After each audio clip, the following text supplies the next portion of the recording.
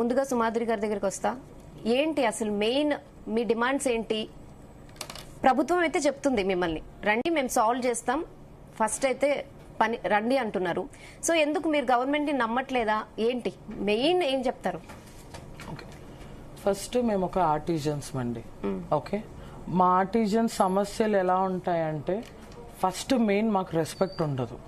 మేము ఇంజనీర్స్ చదివినా, మేము డిగ్రీలు చేసినా, పీజీలు చేసినా మాకు రెస్పెక్ట్ ఉండదు. మాకు వచ్చిన మెయిన్ ప్రాబ్లమ్స్ వల్ల మాకు ప్రమోషన్స్ ఉండవు. చాలా సంవత్సరాలుగా అదే దాంట్లో ఉండిపోయినాం మేము. మాకు 7 years పీరియడ్ అయిపోయినాక కూడా మాకు ప్రమోషన్స్ ఉండవు, అలానే ఉండిపోయినాం. మాకు శాలరీస్ కూడా చాలా తక్కువ శాలరీస్. మాకు 4 grades ఉంటాయి, grade 1, grade 2, grade 3, grade 4. So ఒక్కొక్క గ్రేడ్ కి ఒక్కొక్క శాలరీ ఇచ్చుకుంటూ వచ్చినారు ఇప్పటి వరకు. ఇంకొకటి వచ్చేసరికి లీవ్స్, మాకు లీవ్స్ ఉండేది జనరల్ మన సిఎల్స్ వచ్చేసి 20 CLs ఉంటాయి, పిఎల్స్ వచ్చేసి ఎవ్రీ ఇయర్ 15 వస్తాయి. మాకు 30 వరకే దాని లిమిట్. అంటే ఈ ఇయర్ 15 వచ్చినాయి అంటే నెక్స్ట్ ఇయర్ 15 వస్తాయి. ఆ 30 ఒకవేళ యూజ్ చేసుకోకపోతే అవి ల్యాప్స్ అయిపోవడమే. మళ్ళీ నెక్స్ట్ ఇయర్కి మళ్ళీ 15 వస్తాయి. ఒకవేళ ఈ ఇయర్ మేము గనక ఆ 15 లీవ్స్లో 10 లీవ్స్ వాడుకుంటే నెక్స్ట్ వచ్చే ఇయర్లో వచ్చే 15 పిఎల్స్ కూడా ఒకటి కట్ చేస్తారు. అదొకటి ఉంటుందండి. వర్క్ లోడ్ చాలా ఎక్కువ. ఎంత ఎక్కువ అంటే ఒక్కొక్క సెక్షన్కి ఇద్దరిద్దరు పనిచేస్తారు. సబ్స్టేషన్స్ లో కూడా 2 సబ్స్టేషన్స్ కలిపి ఒక్కటే అని చెప్పి పని చేయించుకుంటారు. రిస్క్ కూడా ఎక్కువ అండి, రిస్క్ కూడా చాలా ఎక్కువ. జాబ్ సెక్యూరిటీ ఉండదు మాకు జాబ్ సెక్యూరిటీ అనేది అస్సలు లేదు. సో పెన్షన్స్ అంటే పెన్షన్స్ ఇప్పుడు ఒక ఆర్టిజన్ రిటైర్ అవుతున్నారంటే తన ఈపీఎఫ్ లో ముందు తీసుకొని ఉంటారు. 7 years నుంచే మాకు ప్రాపర్ గా వస్తుంది కాబట్టి ఆయనకు ఒక 40,000 ఉంటుంది రిటైర్ అయ్యే రోజుకి.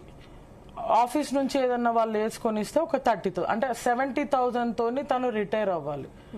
మా దాంట్లో ఎవరన్నా చనిపోతే కూడా దాని ప్రాపర్ గా బెనిఫిట్స్ ఇవ్వరు. మాకు ఆ బెనిఫిట్స్ అంటూ ఉండవు. వాళ్ళ కుటుంబంకి జాబ్ ఇవ్వాలంటే కూడా ఇప్పుడు వాళ్ళ వైఫ్ ఏదైనా గ్రాడ్యుయేట్ అనుకోండి, ఫర్ ఎగ్జాంపుల్ డిగ్రీ చదివిందో లేకపోతే ఇంకా తనకి స్వీపర్ పోస్టే ఇస్తారు. అది మేము వెనక పడి పడి పడి పడి రిక్వెస్ట్ చేస్తే ఆ జాబ్స్ వస్తాయి. సో దీనివల్ల ఆర్టిజన్స్ రోజు రోజుకి నష్టపోతూనే ఉన్నాం. ఎందుకంటే మా పిల్లల్ని చదివించుకోవడం కానీ హెల్త్ పరంగా కానీ, ఇప్పుడు మెడికల్గా వస్తే మాకు జనరల్ సీలింగ్ 2 లక్షలే, ఎస్ఎఫ్ఎంఎస్ 12 లక్షలు, మేజర్ సీలింగ్ ఉండదు. సో ఇప్పుడు క్యాన్సర్ పేషెంట్ వచ్చాడంటే తను ఎస్ఎఫ్ఎంఎస్ లోకే వెళ్ళిపోవాలి. అది మేజర్ సీలింగ్ లోకి రావాల్సిన డిసీజ్ ఎస్ఎఫ్ఎంఎస్ లోకి వెళ్ళాలి. ఎస్ఎఫ్ఎంఎస్ లోకి వెళ్తే క్యాన్సర్ మీకు తెలిసిందే ఎన్ని లక్షలతో ఖర్చుతో కూడుకున్న పని ఉంటుంది. సో వాళ్ళు ఏం చేస్తారు, కొన్ని హాస్పిటల్స్ సీసీస్ తీసుకుంటాయి. ఫర్ ఎగ్జాంపుల్ అపోలో సీసీ తీసుకోదు, దానికి రియంబర్స్మెంటే పెట్టుకోవాలి. ఇప్పుడు ఏమైపోతుంది, అక్కడ ఒక 6-7 లక్షల రూపాయలు అయింది అనుకోండి, ఆయన రియంబర్స్మెంట్ పెట్టుకుంటే కనీసం 2 లక్షలు కూడా రావు. మిగతాదైతే ఆయన బర్డెన్. ఇవన్నీ మీరు చర్చించారా ప్రభుత్వంతో? ఎన్నోసార్లు చర్చించాం. ఏమన్నది? చర్చలకి వెళ్ళారా? ఇప్పటికైతే మేము ధర్నా చేస్తున్నప్పటి నుంచి అయితే చర్చలకు ఇవ్వలేదు.